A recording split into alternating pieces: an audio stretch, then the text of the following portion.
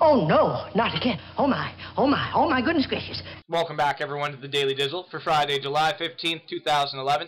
Tommy Dizzlemits here, as always, so let's jump right in. Of course, even if you didn't see it last night, I'm sure you saw it on Facebook feeds, or you had friends texting, "Oh, I'm going to see Harry Potter at midnight, let's go." A lot of people ended up doing it, as it ended up shattering the midnight opening record, previously held by the Twilight Saga Eclipse, with $30 million. Harry Potter made $43.5 million. So even if you want to say, oh, 3D tickets more expensive, blah, blah, blah, blah, blah, it pretty much had the same attendance for the last movie to break the record, which is phenomenal, and actually has its sights set on shattering The Dark Knight's almost $160 million haul for its first weekend. So either way, Warner Brothers is still going to hold the opening weekend record. It's just a matter of if Harry Potter can take down Batman. Even if it does, next summer you're more likely to see the leapfrog of Batman beating Harry Potter if it ends up coming through, but we won't know that for sure until Monday, so we will cover that later on once the estimates are in for the weekend. We'll see if Harry Potter Mania was able to withstand the weekend. Usually in the case of a Harry Potter or Twilight, something that is very, very fan-driven, the movies will die off later on in the weekend and won't end up making as much as expected. There's a few other things to be excited about this weekend. There are some things in the multiplex, but first, the blink-182 first single in about a decade, Up All Night, has finally been released. Kind of sounds like a combination of, you know, the Blink of old and the Blink from the last album.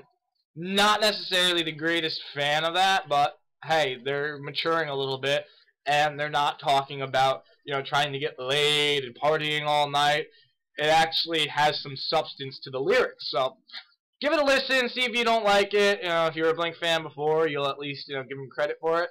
And if you're just one of those people who listen to Blink-182 all the time in high school, and now you're like, oh, fuck Blink-182, you're an asshole. Back to the movies. For all the excitement going around about Harry Potter and sadness that the series is ending, there's another nostalgic trip right down the hall in the movie theater going on right now. Of course, I'm talking about the Winnie the Pooh movie.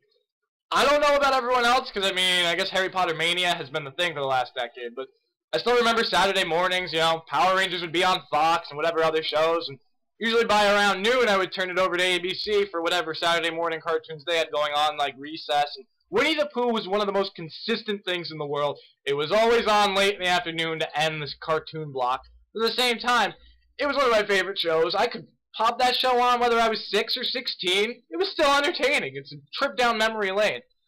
One of the bad things I've heard about the new movie is, if you're an adult looking to go see it, go catch a matinee showing, because you do not want to be shelling out $10 to go see a movie that roughly lasts just over an hour. So even though the running time might give the impression that it's a throwaway movie, it's only a short running time because it keeps the same format of the television show, where it's the short stories that are running into each other.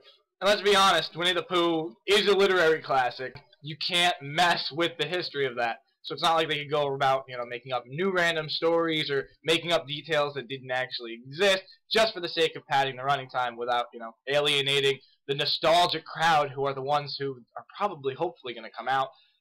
You know, it's really up in there how much business it's going to do, though. You look at the last couple Winnie the Pooh movies, which, granted, they were not, you know, the wide family-aimed ones. Obviously, from the commercials and the music they're using, they're trying to tap into that, you know, little kid inside of all of us who've ever seen Winnie the Pooh. Unfortunately, the last couple movies they did were like Tigger movie and the Heffalump movie and Piglets movie, where they were aiming it really just at the little kids, and they didn't do well business-wise. So Winnie the Pooh isn't expected to make much more than $10 million for the weekend, but hopefully the right notes were struck for that crowd of 20-somethings who are like, oh man, I still would watch Winnie the Pooh. Just be aware, any of you who have small children out there who want to take them to kind of show them what was good in your childhood and see if they can appreciate it just as well. Before Winnie the Pooh, there is a short film that apparently has a moral of the story of, if you cry and you're sad for days on end, you'll eventually get your way. To me, that just seems like Disney's subliminal way of being like, hey, you know that next awesome movie that we're going to have coming out that your parents might not take you to?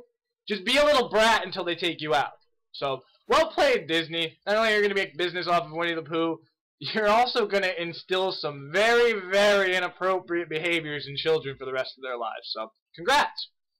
That's all the time we've got for today's Daily Dizzle, but we do thank you guys for joining us here as always. Be sure to check back here Monday. We'll have the results from the weekend box office. We'll let you know if Harry Potter was able to take down Batman for the opening weekend record. We'll also keep you updated with how last weekend's openers are doing in their second weekend. Horrible Bosses is looking to continue the R-rated comedy trend from this summer of very good results throughout its run. Meanwhile, Zookeeper is hoping that Winnie the Pooh doesn't cut too much into its family audience after a decent opening, but it could be a dismal second weekend drop. Needless to say, the weekend is based on a battle of literary greats, Harry Potter versus Winnie the Pooh. I think the boy wizard's going to win. Don't forget to check back here Monday for the Daily Dizzle. I'm Tommy Dizzlemits. We'll see you back here then. Thanks for noticing me.